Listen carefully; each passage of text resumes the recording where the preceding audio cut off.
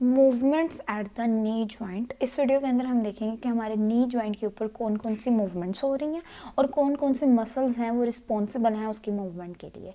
तो ये वो सारी मूवमेंट्स हैं जो हमारे नी जॉइंट के ऊपर होती हैं। एक होती है हमारे पास flexion, extension, medial rotation, lateral rotation, passive abduction, adduction और उसके अलावा हमारे पास पैटेलोफेमोरल जॉइंट मोशन।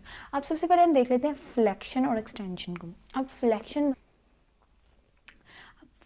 मूवमेंट के लिए जो मसल रिस्पॉन्सिबल होते हैं वो होते हैं हमारे पास हैमस्ट्रिंग्स हमारे, जिसके अंदर हमारे पास हमारे 3 मसल्स आ जाते हैं, ग्रेसिलिस, सार्टोरियस, पोप्लीटियस और गैस्ट्रोकनीमस। ये सारे वो मसल्स होते हैं, ये मेनली होते हैं और ये सारे मसल जो उसको असिस्ट कर रहे होते हैं।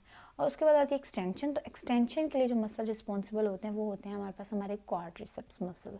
अब यहाँ पे एक कॉन्सेप्ट ये होता है कि जो हमारी नी होती है ना, जब वो एक्सटेंशन करती है तो एक्सटेंशन की जो लास्ट 3 डिग्रीज होती है ना, उसमें क्या होता है कि हमारा जो होती है ना वो टिबिया वो रोटेट करती है फीमर के ऊपर, ठीक है। तो और वहाँ पे नी की लॉकिंग हो जाती है। अब जब हमने दोबारा से फ्लेक्शन करनी होती है ना, तो जब तक उस नी की अनलॉकिंग नहीं होती फ्लेक्शन नहीं होती। और वो अनलॉकिंग जो होती है वो नहीं हो सकती क्योंकि फीमर जो होती है उसका जो आप कह लो कि जो उसके कंडाइल्स होते हैं थोड़ा लॉन्ग होते हैं, तो मतलब वो लॉकिंग और खुद से नहीं होती। तो उस लॉकिंग के लिए जो मसल इन्वॉल्व होता है ना वो होता है हमारे पास हमारा पोप्लीटियस। ये मसल रिस्पॉन्सिबल होता है अनलॉकिंग के लिए, ठीक है। तो इसको अनलॉकर भी कहते हैं नी का। फिर पहले नी की अनलॉकिंग होगी, देन हमारे पास एक्सटेंशन से दोबारा फ्लेक्शन मूवमेंट परफॉर्म होती है। अब वो कहते हैं कि जैसे फ्लेक्शन मूवमेंट प्रोसीड होती है हमारे नी जॉइंट के ऊपर, तो जो हमारी फीमर होती है ना उसको मस्ट स्लाइटली बैकवर्ड रोटेट करना। कहते हैं जैसे फ्लेक्शन मूवमेंट परफॉर्म होती है तो हमारी जो फीमर होती है ना, उस फीमर को क्या करना चाहिए, बैकवर्ड रोटेट करना चाहिए, यानी कि बैकवर्ड मूवमेंट उसकी होनी चाहिए। वो इसलिए होनी चाहिए कि जो टिबिया के ऊपर प्लेट्यूज बने होते हैं ना, वो प्लेट्यूज रोल ऑफ ना हो जाए। तो इसी तरह अगर एक्सटेंशन मूवमेंट होगी तो एक्सटेंशन के लिए उनको फीमर को जो है वो फ्रंट पे यानी कि एंटीरियरली रोटेट करना पड़ता है। तो ये हमारी और ये मूवमेंट सारी होती है ना कपल मूवमेंट्स होती हैं।